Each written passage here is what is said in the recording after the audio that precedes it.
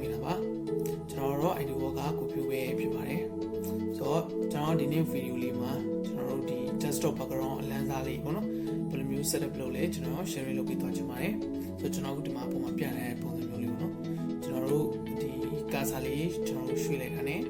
background color လေးကပါ auto movement ဖြစ်သွားတဲ့ပုံစံမျိုးလေးဘယ်လို setup လုပ်လဲကျွန်တော် share လုပ်ပေးသွားချင်ပါတယ်ဆိုတော့ဒီစိတ်ဝင်စားရဆိုလို့ရှိရင်တော့ဒီဗီဒီယိုကမိတ်ဆွေတို့ဖြစ်ပါတယ်ကျေးဇူးတင်ပါတယ်ဆိုတော့ okay ကျွန်တော်ပထမဦးဆုံးပေါ့နော်ကျွန်တော်တို့ဒီလိုမျိုး live wallpaper လေးကျွန်တော် setup လုပ်ချင်ကျွန်တော်တို့ဒီ Microsoft ပေါ့နော်ကျွန်တော် Windows search bar မှာကျွန်တော် Microsoft Store လို့ပြင်ရှာလိုက်ပါပြီးတော့ကျွန်တော် Microsoft ကိုကျွန်တော်ဒီ lively wallpaper လို့ရိုက်ရှာလိုက်ပေါ့နော်ဆိုတော့အဲ့ဒီ app လေးကိုကျွန်တော်တို့install လုပ်ပြီးလိုက်ပေါ့နော်ကွန်ပျူတာမှာ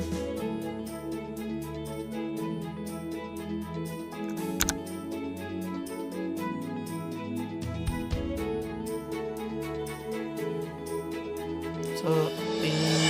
ကျွန်တော်လက်ရှိမှာ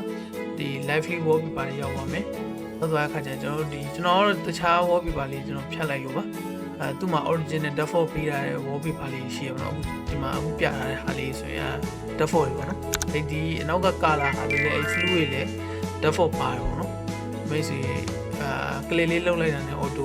အနောက်မှာ effective ဖြစ်သွားပြီပေါ့နော်။ wallpaper လေးဒီမှာကဒီ lively wallpaper မှာမိတ်ဆွေ setting နဲ့တွားလိုက်တွားပြီးရဆိုရင်ကျွန်တော်ဒီwallpaper tab ထဲမှာပေါ့နော်အဲ့ဒီကျွန်တော်အခုဒီမှာများထိုးထားပေးတယ်အဲ့ mouse interaction ပေါ့နော်ဆိုတော့မိတ်ဆွေအနေနဲ့မိတ်ဆွေအဲ့ mouse interaction ကိုကျွန်တော်တို့အမှန်ချစ်လေးပေးလိုက်မယ်ဆိုရင်ဒီကျွန်တော်တို့ cursor ကပေါ့နော် program တစ်ခုခုဖွင့်ထားတယ်အဲ program တစ်ခုခုရဲ့အပေါ်မှာအဲ့ cursor အလုပ်လုပ်အောင်ကဒီ wallpaper ကလိုက်ပြီးပေါ့နော်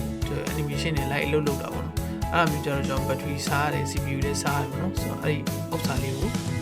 ပိတ်ထားလိုက်ပေါ့နော်အဲ့ mouse interaction လေးကိုပိတ်ထားပြီးလိုက်ပါမိတ်ဆွေစစ install လုပ်တာ auto အမှန်ချစ်ဖြစ်နေပါပဲအဲ့ဒါကိုအမှန်ချစ်လေးဖြုတ်ထားပြီး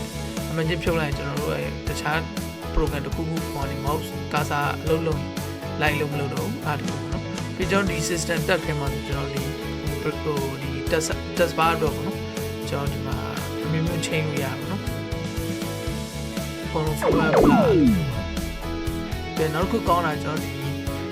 YouTube မှာပေါ့နော်ကျွန်တော်ဒီ wallpaper ကကျွန်တော် YouTube မှာတချင်းတစ်ခုခုဖွင့်လိုက်ပြီဆိုတော့ねအနောက်ကဒီ color တွေက auto တူပါတာ music အလေးအောင်လိုက်ပြီးတော့ like လုပ်လို့အားလေးလေးမိုက်ပါတယ်ကျွန်တော်ကွန်ပျူတာနဲ့ထည့်ကျွန်တော် recording လုပ်တဲ့အချိန်ကွန်ပျူတာလေးနဲ့ထည့်နေတာပါဒီမှာနောက်တစ်ခုကောင်းတာကျွန်တော်ဒီမှာ YouTube link ကို direct ထည့်ပြီးလိုက်အနောက်မှာ wallpaper အနေနဲ့တခါလေး direct တက်ရောက်မှုဖြစ်တာပေါ့နော်ဆိုတော့အဲ့ဒါလေးလေးမိုက်ပါတယ်ကျွန်တော်မိတ်ဆွေ YouTube မှာဒီလို wallpaper ဗီဒီယိုလေးပေါ့နော်တွေ့ရဆိုရင်မိုက်တယ်ဆိုရင်အဲ့ဗီဒီယို link လေး copy ယူလာလိုက်ပြီးတော့ကျွန်တော်ဒီ lively wallpaper မှာထည့်လိုက်ပါနော်ဆိုတော့ကျွန်တော်အခုဒီမှာပြတဲ့ website မှာဆိုလဲမိတ်ဆွေဒီ mowells.com ပေါ့နော်အဲ့မှာဆိုလဲမိတ်ဆွေ 4K wallpaper တွေပေါ့နော်လုံးဝအကြီး animation တွေ wallpaper တွေ download လုပ်လိုက်ပါနော် download လုပ်လိုက်တဲ့အခါကျရင်အဲ့မှာကျွန်တော် video mp4 file လေးရလာမယ်အဲ့ mp4 file ကိုကျွန်တော်တို့Sona က lively wallpaper မှာတခါတည်း direct upload လုပ်လိုက်ရင်တခါတည်းနောက်မှာ wallpaper effective ဖြစ်သွားပြီပေါ့နော်ဆိုတော့အဲ့ lively wallpaper ရဲ့အားသာချက်လေးတွေအဲ့ဒါပေါ့နော်ကျွန်တော်ကတော့သဘောကျတယ်သူက YouTube link လဲ direct တစ်ခုခုစီကနေကောက်ထည့်လို့ရတယ်ပြီးတော့အခုလိုမျိုးကိုတခြား website တစ်ခုခုကနေပေါ့နော် website တွေတော့အများကြီးရှိကျွန်တော်ဒီလိုမျိုး 4K wallpaper website တွေအဲ့ရနေပြီးကိုက download လုပ်လိုက်အောင်မယ်လုပ်ပြီးကျွန်တော်ဒီမှာ upload လုပ်လိုက်တာနဲ့တန်းပြီးတော့ effect ဖြစ်တယ်ပေါ့နော်ဆိုတော့အဲ့ဒါလေးကတော်တော်မိုက်ပါတယ်